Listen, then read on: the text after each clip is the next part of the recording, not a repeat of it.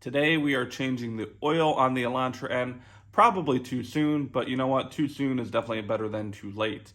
We're going to get right into that here in a moment, and if you're here just for the oil change, that's totally fine too. Go ahead and go to this part of the video, and it'll lead you right to the oil change. But before we get into that, I have a couple things I wanted to talk to you guys about. First is the intake that just came out from Sixth Element. Now, I'm all about performance parts. I'm all about making the car sound good. But at the same time, this is a performance part, and I am not prepared to spend $300, $400, $500, or even $600 with the inlet that you can get that adds 0 horsepower. So I'm not really sure, what the point of getting it is right now, besides maybe it looking good in the engine bay, maybe adding some extra engine sounds.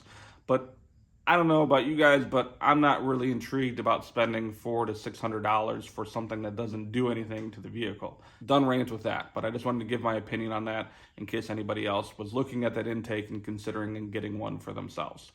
The other thing is I posted a picture in a recent community post talking about the triangle reflector on the bottom of the rear bumper.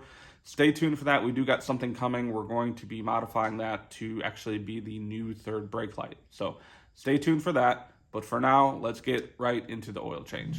So now my car's been sitting for a while, and I highly recommend actually starting the car up, letting it run for a little while, getting it up to temperature so that way it's a little bit easier for the oil to come out. Not only will it drain faster, but you'll actually get a little bit more of the oil out if you just let it run for a little bit. So I'm going to go ahead and let my car probably get up to about 120, 130 degrees on the oil temperature. Yeah, it's going to be a little bit hotter to work on, but it's going to be more effective. All right, now that we have the engine up to temperature, we got it turned off. The first thing you really need to do is take the oil cap off. Now, while that sounds silly, it's very important because if you drain the oil and you can't get this cap off for whatever reason, it's stuck on there, you have no place to put the oil in. So that's very important. Make sure you get that done first. I'm also going to go ahead and check the oil level here, and then we'll get into lifting the vehicle. So we're only at about 1,500 miles, so this should look pretty clean. I just checked it yesterday, so I know it's full, I know it's clean, but at the same time, we are still going to go ahead and give her a change. Now briefly, as far as the oil and the filter I'm using, this is an OEM filter that I got from Amazon. Ordered a 3-pack of them, came with 3 new crush gaskets for the drain plug as well. You should change the gasket out every time you change the oil. And the oil, I went with a Mobil 1 0W30. A lot of people are using 5W30, but I do live in a colder climate here in Michigan, and I'm only going to be changing it about once a year. So the 0W30 is what I ended up going with. You're going to have different opinions on that, and truthfully, if you go with a synthetic that's 0.30 or 5.30, you should be just fine. Before I actually lift the vehicle, I do want to mention I do have ramps that I could lift this up on and just drive it up, but I wanted to kind of do this in a way where I feel that most of you guys would be doing it with probably a jack. So I'm going to show you where I'm going to jack it up from the passenger side, and we'll go from there. If we use this as a reference point and you go straight back from this part of the side skirt, you're going to go underneath and you're going to see a plastic gap right here. And then right beyond that, there is the pinch weld. And that's where we're going to lift the vehicle up from there. So I'm going to go ahead and place the jack under there. It will lift up the vehicle. Now, I don't care how strong or how reliable you think your jack is. Make sure you get a couple jack stands and put them underneath the vehicle for your own safety. You never know when one of those are going to fail and completely drop. And that's just bad news. So I'm going to get a couple of these under the vehicle for extra safety and support. All right, guys, so now we're underneath the vehicle. And one thing I wanted to mention is while there is a skid plate right here, that panel you're seeing right now, you can remove that. But I'm going to not remove it because the oil filter is right there. And the drain plug is way back there. And I just don't feel it's necessary to remove it.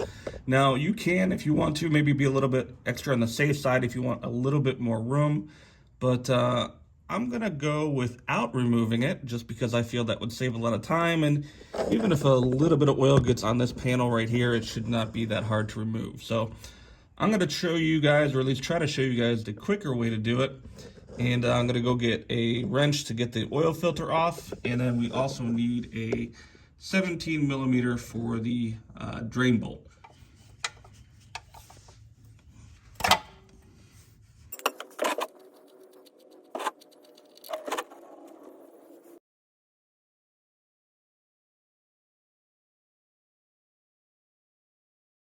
So before we drain the oil filter, I'm going to put the drain plug back in, just so that way I'm not having oil drip all over the ground, even though I'm pretty sure I actually did make a mess with the oil, but we'll clean it up later. And we're going to go ahead and pull the drain pan forward, turn the camera, and I'll let you guys see firsthand if we get a crazy mess without taking the skid plate off and removing this oil filter.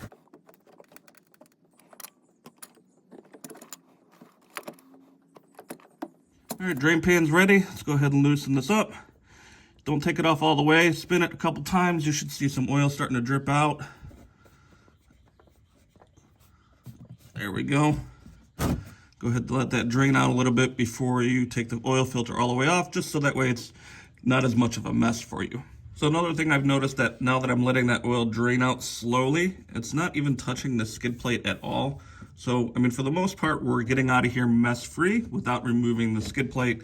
And in my opinion, saving a lot of time without having to remove that. So this is just about done draining. So I'm gonna go ahead and take some shop towels, put it underneath the oil filter, remove it all the way, and just try to make sure you don't let the oil filter fall like forward or anything, because then you will create a mess.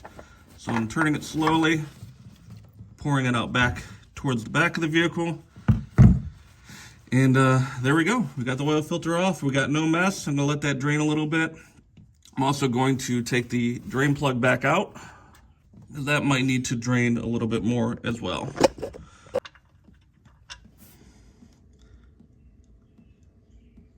Definitely getting more out of the oil pan as well after taking the drain plug back out after removing the filter. Not uncommon. So we're gonna go ahead and let that drain for a little bit longer as well. Now, before we put the oil filter back on with a new one, a couple things that are very important. Make sure the gasket is still on the old one. If the gasket's not there, make sure you check the oil filter housing for the gasket, because you want to make sure you do not have two gaskets on there. Otherwise, you're going to have a mess. You're going to just have leak oil everywhere. So if you've made sure your oil filter housing is clean, there's no gasket on there, make sure you lube up the gasket on the new oil filter. Just put a little bit of oil around the ring itself. Also, it's common practice to prime the oil filter, which is just filling it with oil before putting it on there. So I've already done that. So we're going to go ahead and get this spun on. Make sure you don't cross thread. It should go on there nice and smooth. You can spin it on there. I'm going to hand tighten it all the way. I'm going to get a shop towel, because this is I'm just an oily mess right now, and I'm going to clean it up, and then I'm going to try to get another good quarter to maybe a half turn on this, but you do not need to over tighten that. A good hand tightening will be just fine. All right, that's nice and tight. We're going to go ahead and clean up any little oil mess around here. I didn't get any oil on the skid plate at all up here. And put the drain plug back in with the new crush gasket. Spin it in there by hand. Do not use power tools on the drain plug. It will only cause problems. So we're just gonna go ahead, spin that in there. I'll get my wrench, tighten it up, but don't over tighten it.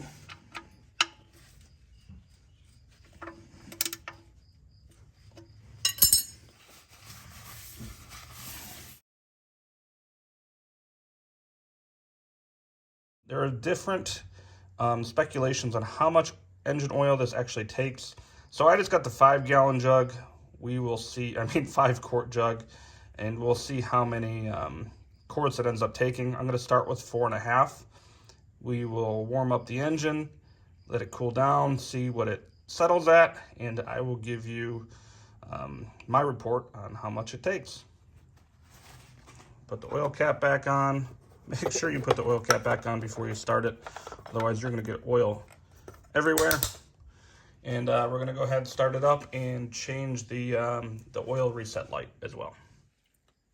All right, so before I start it up, I'm going to go ahead and go into the setup, vehicle, cluster, and all the way down at the bottom is oil change reminder. We're going to go ahead and reset that. Yes, it's been changed. All right, oil life has been reset. We're gonna go ahead and go home, and we're gonna fire it up.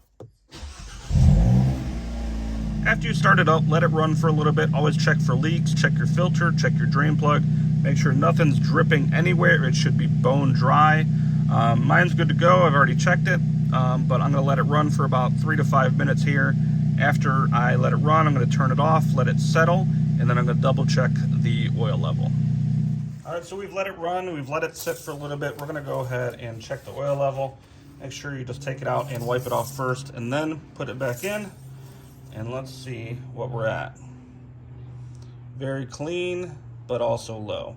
So we also need at least another half quart, so we're gonna go ahead and top that off and then see what we're at after that.